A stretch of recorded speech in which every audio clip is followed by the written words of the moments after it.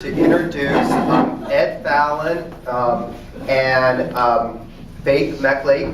Ed and Faith are a part of a group of people that are walking from Los Angeles to Washington, D.C. to create awareness of climate change. Ed is the founder and director of this march, and he also works as a talk show host in Des Moines, Iowa. He is a former lawmaker and served in the Iowa House for 14 years before running for governor in 2006 and U.S. Congress in 2008. He has walked every step of the way from Los Angeles, California to Holdrege and is thrilled to be back in the Midwest. Faith is a 19-year-old environmental activist from the Finger Lake regions in New York. She is attending college at Ithaca College for a degree in journalism and hopes to become an environmental journalist. Locally, she is involved with preventing a liquefied petroleum gas storage expansion project from being implemented on her home lake, and with keeping fracking out of New York. Faith was president of her high school's Interact Club during her senior year and looks forward to continuing on and becoming a Rotarian at a later date.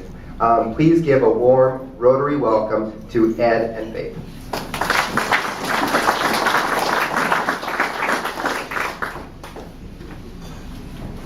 Thank you. It's great to be here. And I thought Faith's going to pass around a flyer about the Great March for Climate Action and also about the events here in Nebraska, some of which have already happened. One reason I have learned the inscriptions on coins so well is because I probably found about $30 worth of coins on the highway as I walked across the U.S. I may make $100 by the time I get to to Washington, D.C. I find less in Nebraska because I think Nebraskans are a little more frugal and less careless with their money. I thought I would start this presentation by sharing with you the outfit of a climate marcher.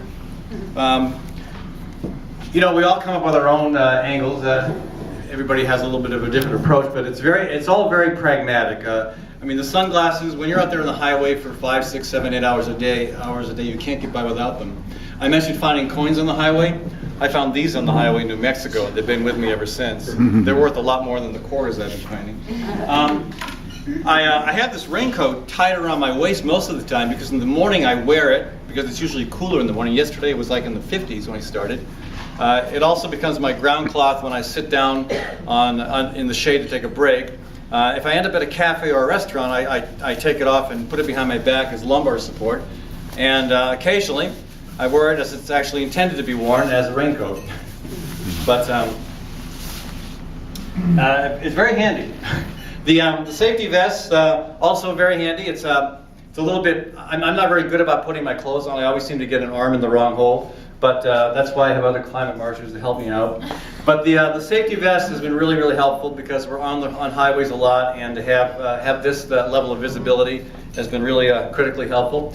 The satchel, some marchers carry a pack on their back. I carry this little satchel, which I think it's to the point now where it's never going to be clean again, despite efforts to do so. But it has my water bottle in there, my lunch, sunscreen, a few other things that I will need day to day, but I try to travel really, really light. I like to keep it light so that it just makes the day go a little easier for me. Some marchers carry as much as 20 pounds on their back. I am impressed by them, but that's not me. The hat, this is the second attempt to have the right hat. When the first hat I got was this straw hat that actually cost twice as much as this one. And I found out that in the desert, a straw hat will basically dry out and become worthless. This thing cracked so many times. And then it got drenched in Taos, New Mexico, when we walked into Taos. Huge rainstorm. And that took all the dryness and ruined it in a different direction. So this hat was one I got for about $30 in Taos, in fact. And it's done really well. The wide brim, again, keeps the sun out of my eyes. And some of these things, maybe they seem like you take for granted, but it's amazing how many miles it took for me to get this outfit down just right. In my back pocket, I have my glasses. In my right pocket, I have my cell phone, and I'm using those a lot while I walk. That's something you couldn't have done years ago when you were walking across the country. Right now, I can just pick up my cell phone and Google the the location, find out exactly where I am, and oftentimes avoid making a mistake that would have cost me a bunch of additional miles. So the last thing I want to tell you about is my walking stick. I never realized how helpful a walking stick was going to be. If you really use it hard, you push down on it, it takes, they say it takes about 15% or more of the pressure off your legs. You're shifting it to your arms. It's not just decorative. When I was training for this walk in Des Moines, people would say, "Hey, nice cane." I would say, "It's not a cane. It's a walking staff." And they would try to, "What's the difference?" Well, I said, "Well, a walking staff is carried either by a magician or a wizard." Now, if it's a magician carrying a walking staff, I will pretend to turn you into a rabbit. If I'm a wizard and this is a walking staff, I will actually turn you into a rabbit. So be careful what you say. I would say that to a couple people I would run into once in a while. But it really is incredibly helpful. I can't turn things into rabbits, but I tell you, it saved me several times. Going downhill, you slip, and this saves you. Vaulting over a curb where there is now 3 feet of water, much easier with this. Also, in cities, changing the light without having to quite walk that far. And also, I hate to say this, but occasionally I use it to remove roadkill from the highway so that the marchers coming behind me don't have to see these poor little birds that have been smashed to smithereens. So it's really handy. But the most important thing about this staff for me is it connects me with my father, who passed away in 2008 after an incredible battle with cancer. He was in the U.S. Army and was exposed to radiation, and it finally caught up to him. Again, he lived about 10 years longer than they promised he would. We always talked, but we got closer during those years. And he would tell me, I kind of interviewed him for an autobiography he wrote, and he would tell me stories about World War II. He was a kid during World War II, but he remembers how the American people seemed to be disinterested in getting involved.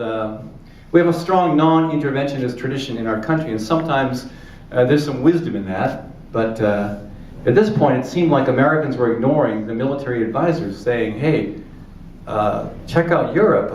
This crazy guy in Germany is killing millions of people. Look what's going on in the Far East with the Japanese atrocities." And we were being told what was going on, and yet we chose to stay out of it until Pearl Harbor. And when my dad was done in the Army, he always felt he was a man of peace, but his focus was to work through the military in some way to make sure we retained that peace. And he went on to work at General Electric and then with the Department of Defense. But he talked about World War II as when America finally understood what was happening, there was this tremendous collective sacrifice. And you could see it everywhere you went. You could see it in your kitchen with the food supplies that you no longer had, you had to cut back on. And maybe some other people here remember these things.